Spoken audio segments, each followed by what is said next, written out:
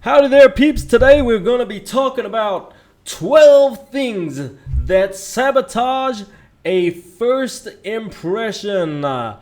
Ladies and gentlemen, welcome to another episode of Charming Confident Communication. I am Munir, and on this series we talk about how you can confidently connect, converse, communicate, or convert, whether it's online or offline, even if you are the shyest of wallflowers. And today we are talking about 12 mistakes that sabotage a first impression. So this is a series that I do live. If you are online, please join in, say hello. Be good to have you on. So let's get cracking. So why is this important? First of all, you don't get a second chance at making a first impression. And first impressions can last a lifetime sometimes, right? A first impression lasts a very long time. And if you start off on the right foot, you create an amazing first impression, then your journey in your conversation becomes so much easier. But to recover from a really bad first impression is so difficult at times, right? There's one of my favorite sayings is it's easier to give birth than it is to revive the dead.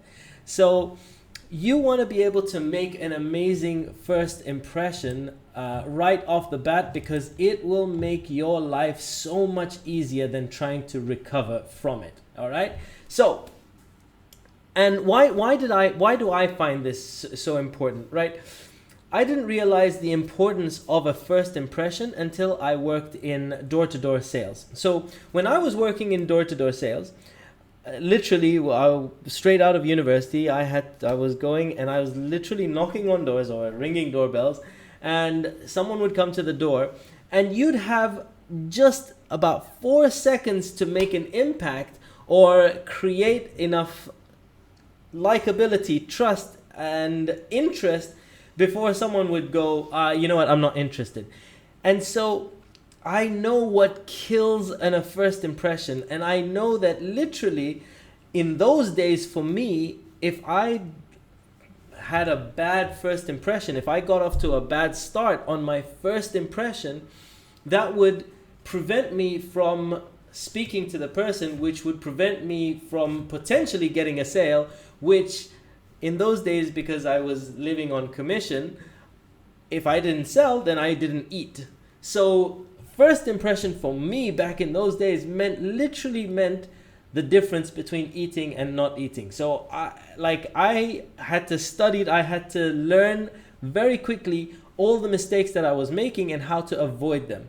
And I see it a lot, like a lot of people make very, very fundamental mistakes. And so that's what we're going to be discussing today, so that you don't make those mistakes.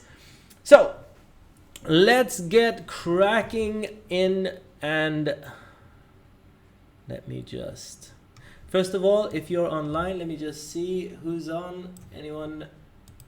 Okay, cool. Sanjay, great to see you on here. Yeah, Sanjay, I was doing door-to-door selling in the UK. I was promoting a product called TalkTalk and Empower.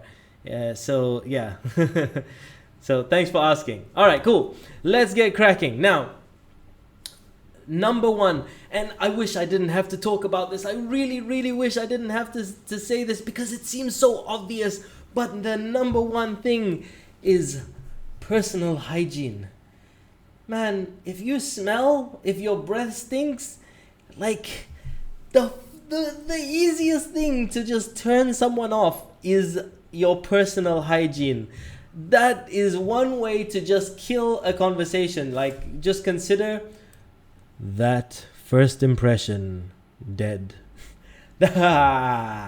Like, you have bad breath, you have bad body odor, you're scruffy as hell. Like, if you have really bad personal hygiene, it is going to destroy your first impression, right? So I know I wish I didn't have to talk about it, but the reality is common sense isn't so common, and I gotta state this very, very clearly because it's foundational, but it is very, very basic. And I know a lot of people are like, yeah, that's obviously it's common sense, but common sense sometimes isn't very common. So I wanna make sure that you know about this. This is number one, right? It's simple, basic, but it can really kill a conversation or really kill a first impression if you don't have it, right?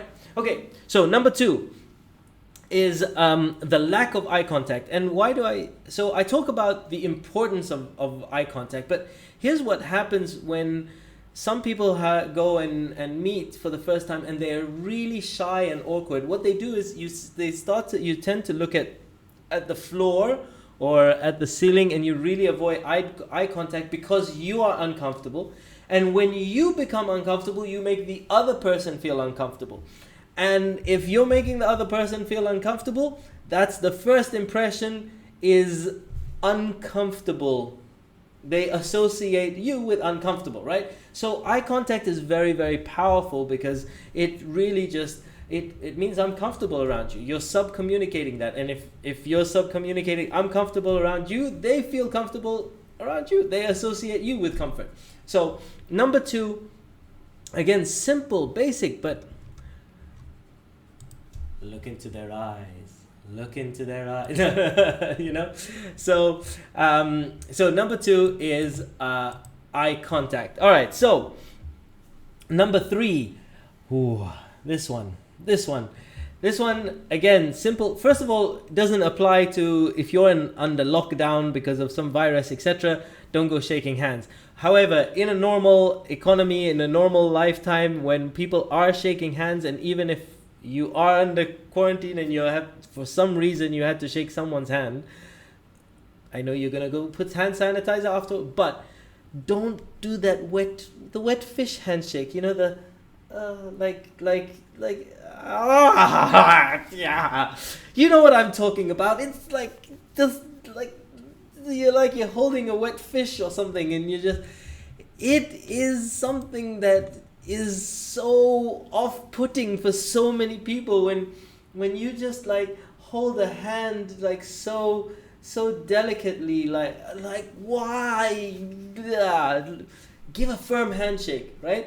Firm handshake, and it goes such a long way. I mean, a firm handshake, it can communicate a number of things, or it can just be very neutral. But a bad handshake, a limp fish, wet fish handshake, really communicates some negative things. So, yeah, exactly. That's slimy. Kayan, great to see you. Stephanie, great. Yeah, eye contact. Eye contact is sometimes it can be uncomfortable. But when you are able to just do it for enough periods of time and just work that muscle, it really changes the way that you communicate. So thank you guys for the input. All right, so that was number three, the wet fish handshake. Number four, the blank look. So it's nice to meet you. Yes. Like why just have some animation to your face, right? Like move the face around, do different things, animate the facial expression. But the blank look is so uninteresting. Like I can't even do it. I can't. You know what? I can't. I'm too charismatic.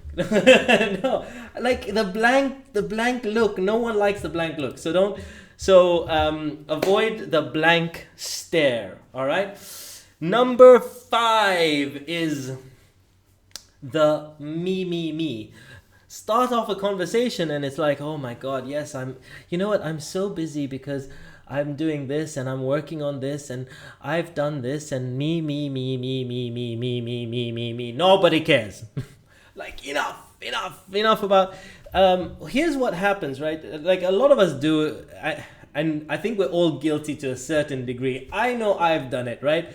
Where I start off a conversation, I'll be like, yeah, you know what? It's one of the, I've had such a busy week, and I was working on this and da da da.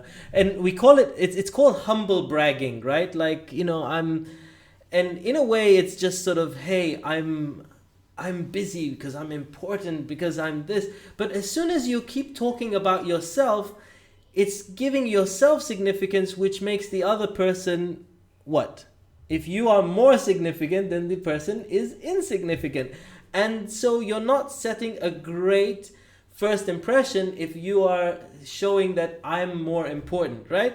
That's what could be subcommunicated. So the way to balance it is asking about the person, you questions, not me, not just me. I'm doing this, and I get it. I'm guilty as well. Like I'm not pointing fingers, but being able to be you focused is so key. Asking people what they've been doing, or asking questions about you. What are you doing? How are you doing? Not just talking about me. All right. So that's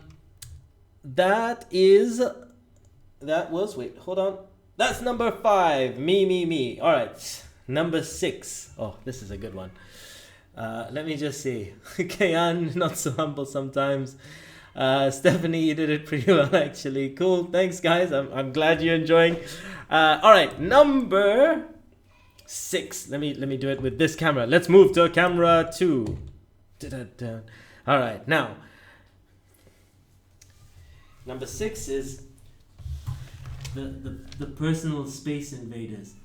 Like, those people that are just really up in your face, like a little too close. Like, can you move back a bit? Like, whoa, I feel like you should have bought me a drink first, or asked me out on a date. We're so close. Right?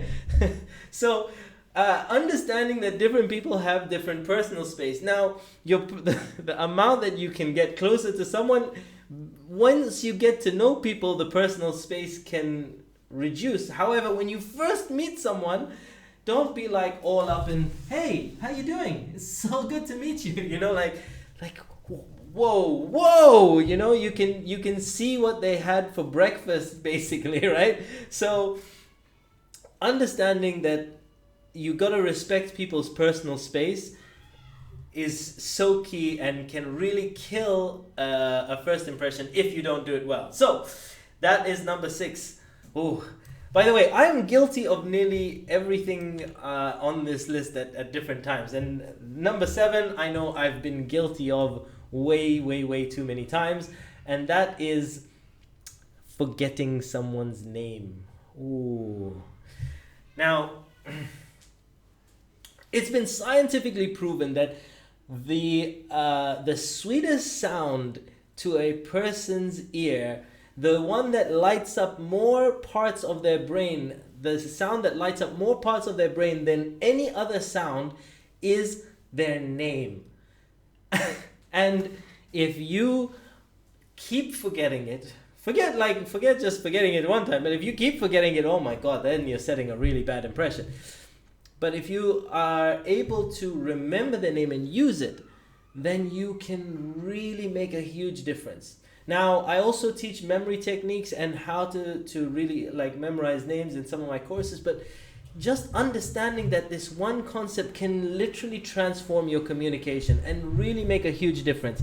And forgetting someone's name can hurt can hurt your first impression.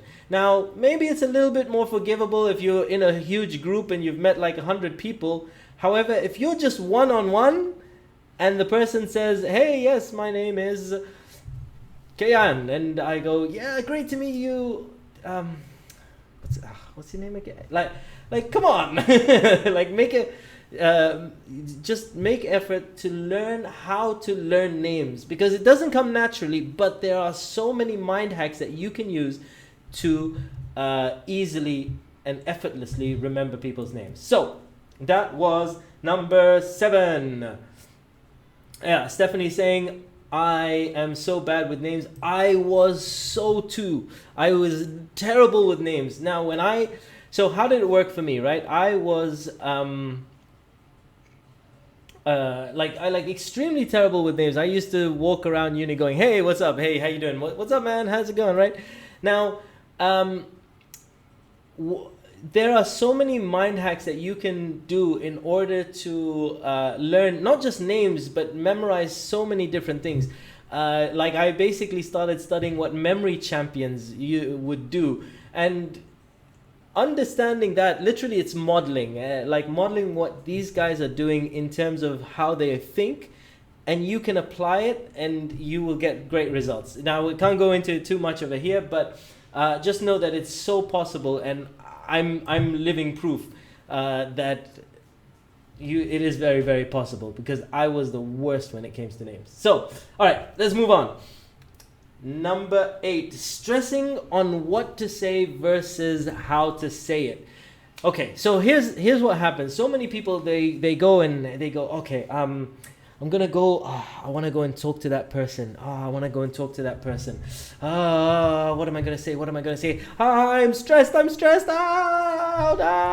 And then they think about it, and they go, I know, I'm gonna go and say this great line, and they've hired an author to come up with, a copywriter to come up with the greatest, most perfect line, and then they walk up to the person and it's like poetry but they come and they go and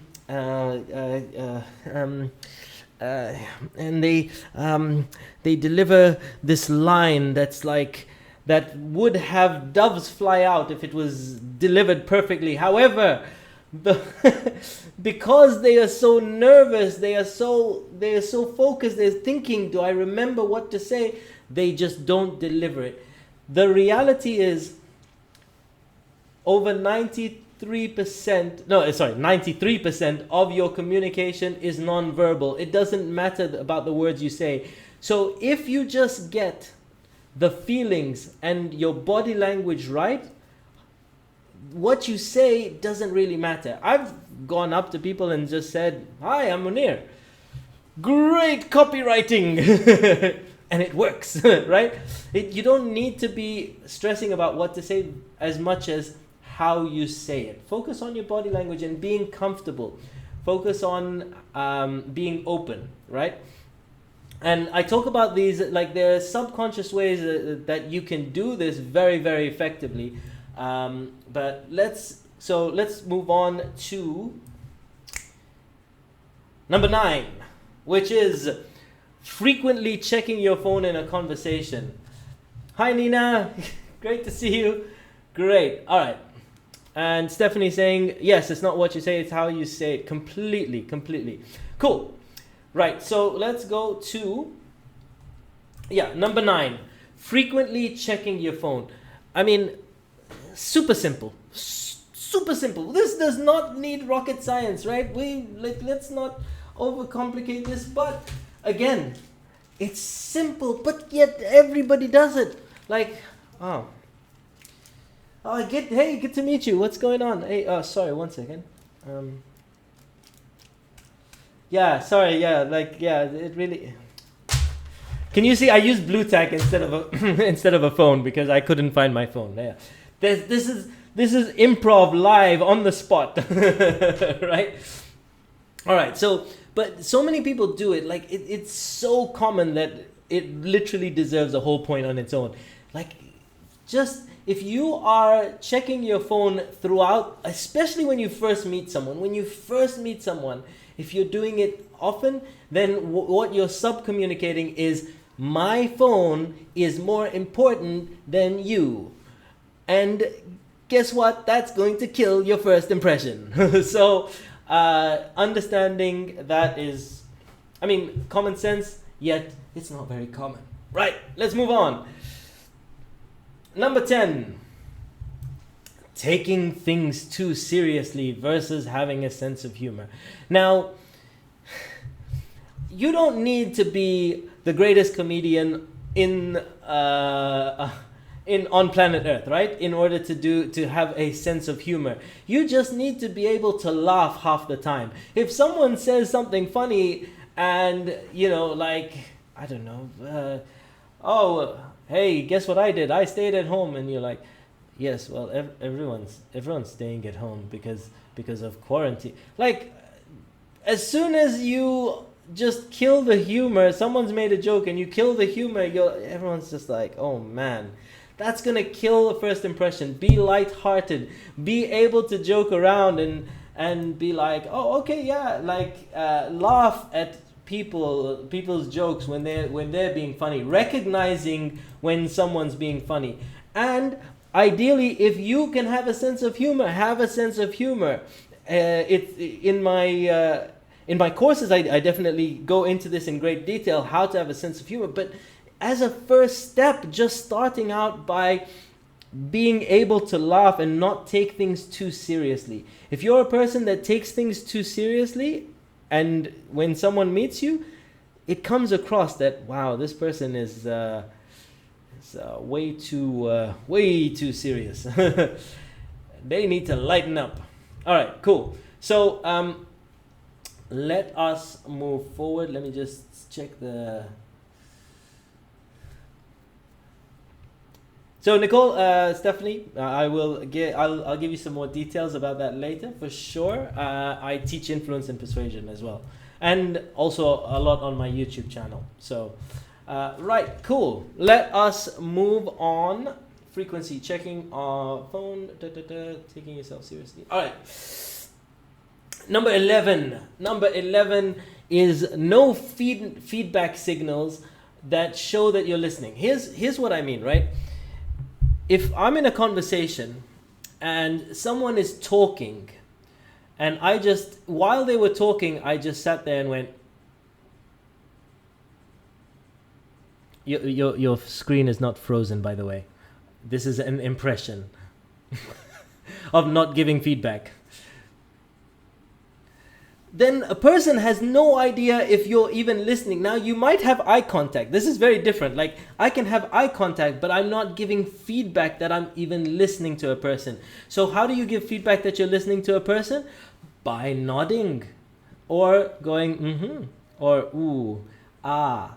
Just, you're not even talking. When you're just giving support sounds, feedback signals, nodding, all of these are very, very powerful in terms of letting a person know that you are listening to them. And you know what? You do that well, what happens? It's like magic. Afterwards, a person will come out the conversation and be like, oh, you know what? I really like that guy. I really like that person. They're such a good listener. It's like magic. Ah. And all he did was just ooh, support sounds and nods. That is the feedback mechanism. Not crazy rocket science, right? But it will allow you to go further, faster with your communication, further and faster. So, all right, cool. Now, we're coming up to number 12, the final one. Oh, I like this one. Another one of the I really, this is one that I've seen happen a couple of times, and the person thinks that they're so clever, and really it just disrupts everything. So this is the know-it-all opening on a negative. And what do I mean, right? So imagine you're sitting, or I'm sitting with a friend of mine, or we're admiring art, because obviously I'm an art lover. I mean, you can tell that about me. Like, I look like an art lover, right? Right? Okay, anyhow. So I'm sitting there admiring art with my friend, and I just sort of say something like, oh, you know what? And I think it was, this was actually done in the 19th century. Because obviously that's something I'd say, right? Like, because I'm an admirer of art. And then some guy comes up, wants to strike up conversation because we're looking at some good art piece that he's also interested in, and he comes and he goes, Well, actually, no, it wasn't in the 19th century. It was actually 18th century. And then, hey, I see you guys admiring art. Like, okay, well, thank you for making me look like an idiot in front of my friends. Thank you for coming and introducing yourself on a negative. Thank you for coming and, hey, I appreciate you making me look like a fool. Wanna be friends? No, I'm like, listen, you know what? This is live videos. I'm not gonna swear on live video, right? But, you know, them be fighting words. I get my 6-shooter out. You know, deep inside, you're kind of like, okay, that effect didn't work. Let me just try this. Hold on. No. Oh, there we go. Oh, yeah. Deep inside, you're like, but like on the outside, you're like, oh, I'm friendly. But you see, there's a subconscious feeling versus a conscious display, right? You could be like, hey, yes, because you're in company, but deep down inside, it has killed your first impression of that person, right? All right, so those are the 12 mistakes that will kill a first impression. So let's just go. Let me just recap those again. Number 1, personal hygiene. Number 2, eye contact, looking at the floor or the ceiling. Number 3, the wet fish handshake. Number 4, the blank look. Number 5, the me. Number 6, the personal space invaders. Let me do that again for effect. Number 6, the personal space invader. Number 7, forgetting their name. Number 8, stressing on what to say versus how to say it. Number 9, frequently checking your phone. Number 10, taking things too seriously and not having a sense of humor. Number 11, no feedback signals. And number 12, the know-it-all opening on a negative. Thank you guys very much for tuning in to today's video. I hope you found this very useful. If you have not, please do check out my channel on YouTube. I go live very, very frequently. And if you have not, then please subscribe. And I will see you guys on another video very soon. Before I do, let me just have a quick okay, Kayan, great to see you on here. Thank you. I miss you guys all as well. Stephanie, thanks for all the chats as we've been going along. Nina, thank you for tuning in. I really appreciate you. And everyone that's come on live. One love. Thank you guys for tuning in. Make sure you subscribe, and I will see you on another video very, very soon. One love. Peace out. I'll see you soon.